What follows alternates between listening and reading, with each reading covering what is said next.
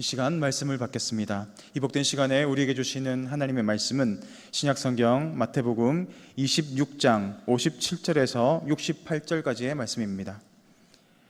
마태복음 26장 57절에서 68절까지의 말씀, 십자가에 못 박는 자라는 제목으로 하나님의 말씀을 받겠습니다. 마태복음 26장 57절에서 68절 말씀을 한 절씩 교독해서 읽겠습니다. 예수를 잡은 자들이 그를 끌고 대제사장 가야바에게로 가니 거기 서기관과 장로들이 모여 있더라. 베드로가 멀찍이 예수를 따라 대제사장의 집들까지 가서 그 결말을 보려고 안에 들어가 하인들과 함께 앉아 있더라. 대제사장들과 온 공회가 예수를 죽이려고 그를 칠 거짓 증거를 찾으매 거짓 증인이 많이 왔으나 얻지 못하더니 후에 두 사람이 와서 이르되 이 사람의 말이 내가 하나님의 성전을 헐고 사흘 동안에 지을 수 있다 하더라 하니 대제사장이 일어나서 예수께 묻되 아무 대답도 없느냐? 이 사람들이 너를 치는 증거가 어떠하냐 하되 예수께서 침묵하시거늘 대제사장이 이르되 내가 너로 살아계신 하나님께 맹세하게 하노니 내가 하나님의 아들 그리스도인지 우리에게 말하라. 예수께서 이르시되 내가 말하였느니라. 그러나 내가 너희에게 이르노니 이후에 인자가 권능의 우편에 앉아 있는 것과 하늘 구름을 타고 오는 것을 너희가 보리라 하시니 이에 대제사장이 자기 옷을 찢으며 이르되 그가 신성모독하는 말을 하였으니 어찌 더 증인을 요구하리요? 보라, 너희가 지금 이 신성모독하는 말을 들었도다. 너희 생각은 어떠하냐? 대답하여 이르되 그는 사형에 해당하니라 하고 이에 예수의 얼굴에 침 뱉으며 주먹으로 치고 어떤 사람은 손바닥으로 때리며 이르되 그리스도야 우리에게 선지자 노릇을 하라. 너를 친 자가 누구냐 하더라. 아멘. 오늘 예수님을 잡은 사람들은 공회에 예수님을 끌고 갔습니다. 그것은 바로 산헤드린 공회입니다. 산헤드린 공회는 제사장과 서기관, 장로 그렇게 72인으로 구성되어 있는 공회입니다. 산헤드린 공회는 재판과 신문을 담당하는 최고 기구입니다. 그곳에서 예수님을 잡아서 예수님을 신문합니다. 그들의 목적은 하나입니다. 바로 예수님을 죽이는 것이었습니다. 이미 그들은 예수님을 죽이기 위해서 모든 것을 꾸미고 있었고 드디어 신문의 자리로 예수님을 끌고 온 것입니다.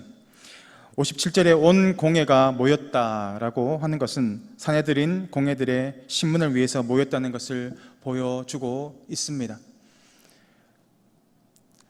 공회는 거짓 증인들을 통해서 예수님을 사로잡고자 합니다. 공회의 불법성을 보여주고 있는 것입니다. 예수님을 잡기 위해서 그들이 할 수 있는 것은 거짓 증인들을 통해서 거짓 증언을 확보하는 것이었습니다. 그러나 거짓 증인들이 많이 왔지만 그들의 증언은 일치되지 않았습니다. 율법에 두세 사람의 증인이 일치된 두세 사람의 증언에 일치된 진술이 필요했습니다. 그러나 그들의 증언은 서로 일치되지 않았습니다. 두 번째로는 밤늦게 이 신문이 진행되었다라는 것입니다. 율법에서는 신문과 재판은 날이 밝아야 시작되는 것이 법도였습니다. 그러나 그들은 날이 어두운 밤중을 틈타서 그들의 신문을 진행하고 있음을 보여주고 있습니다.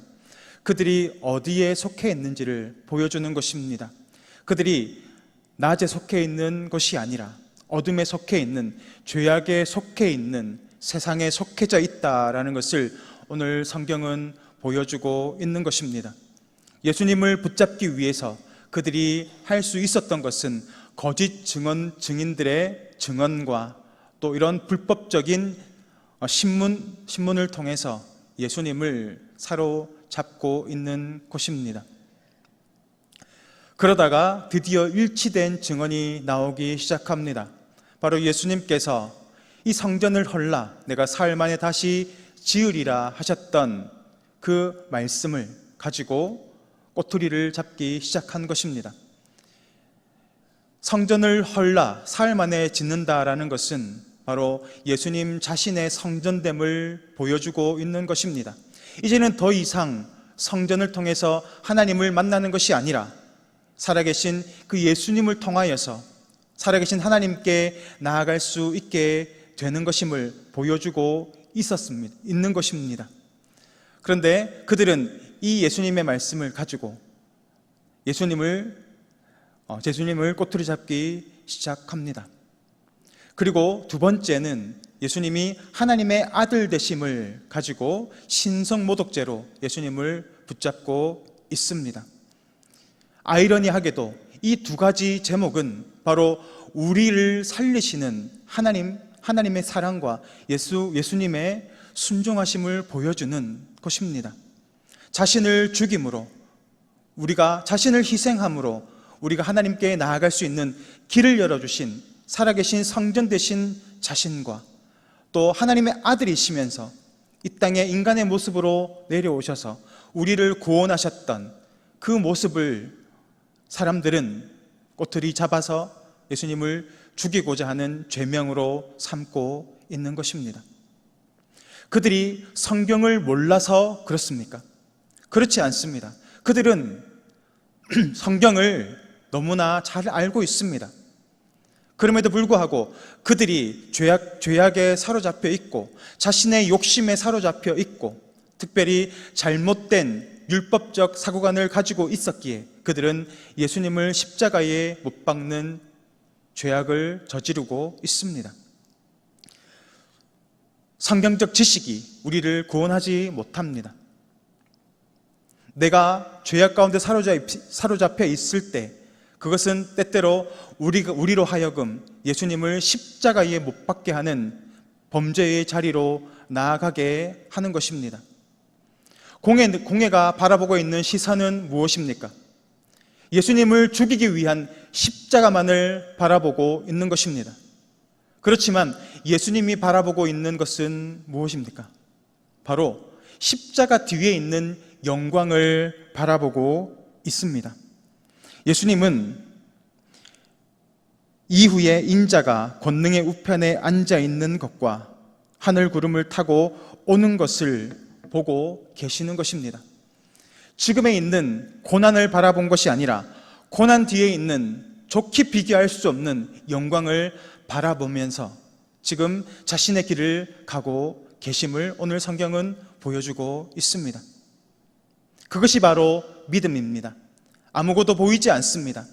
특별히 하나님의 말씀대로 우리가 살아가게 될 때 우리에게 닥쳐오는 고난과 어려움이 있습니다. 그러나 믿음이 있는 사람들은 현재의 상황의 고난을 바라보는 것이 아니라 고난 뒤에 있는 영광을 바라봅니다. 고난 뒤에 하나님이 예비하신 영광스러운 하나님의 보상을 바라보는 것입니다. 우리가 하나님의 말씀대로 살아갈 때 수많은 어려움이 뒤따라옵니다. 그것은 당연합니다. 이 세상의 목적은 우리를 죽이고 멸망시키고자 하는 것입니다.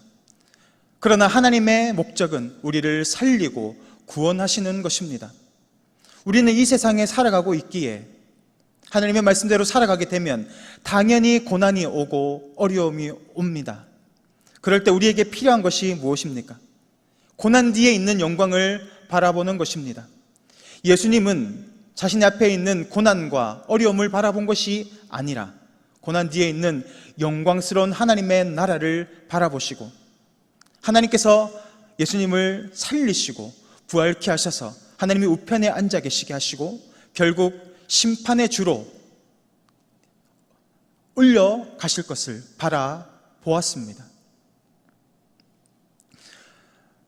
예수님과 공회는 똑같이 하나님의 말씀을 소유하였습니다. 그러나 이 공회는 그 말씀의 중심에 자신이 서 있었습니다. 그러나 예수님은 하나님의 말씀을 중심으로 살아가셨습니다. 길이 완전히 갈라진 것입니다. 내가 바라보는 것이 우리의 세계관이 됩니다. 세계관을 가지고 우리는 행동합니다. 내가 가지고 있는 세계관과 가치관을 통해서 내가 행동하고 선택하고 나아가게 됩니다. 우리는 어떤 세계관을 가져야 합니까? 말씀의 중심의 가치관, 세계관을 가져야 합니다. 그렇다면 우리가 세상의 가치관을 가지고 있는지, 하나님의 말씀의 중심의 세계관을 가지고 있는지 어떻게 알 수 있습니까? 내가 행하고 있는 시간과 내가 드리고 있는 노력과 내가 소비하고 있는 물질이 어디에 사용되고 있는지를 바라보면 내가 무엇을 쫓아 살아가고 있는지 알 수 있게 됩니다.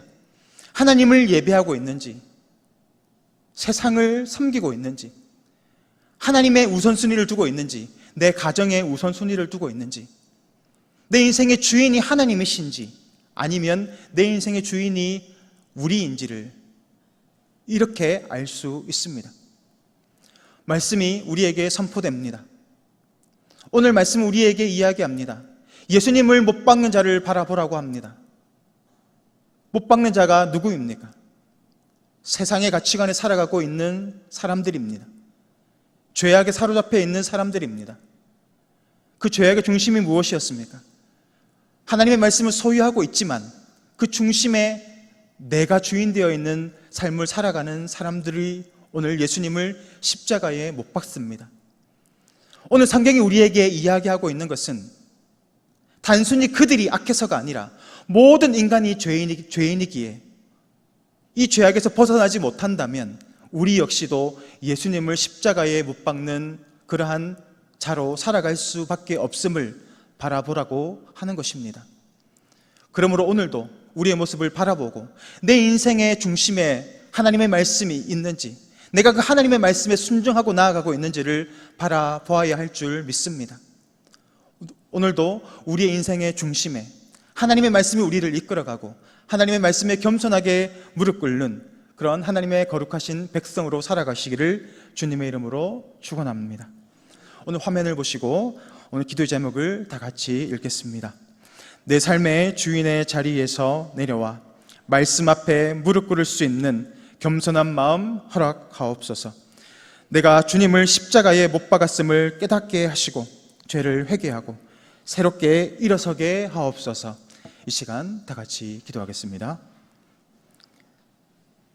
오늘도 주님 이 말씀을 통하여서 우리의 모습을 바라보기를 원합니다.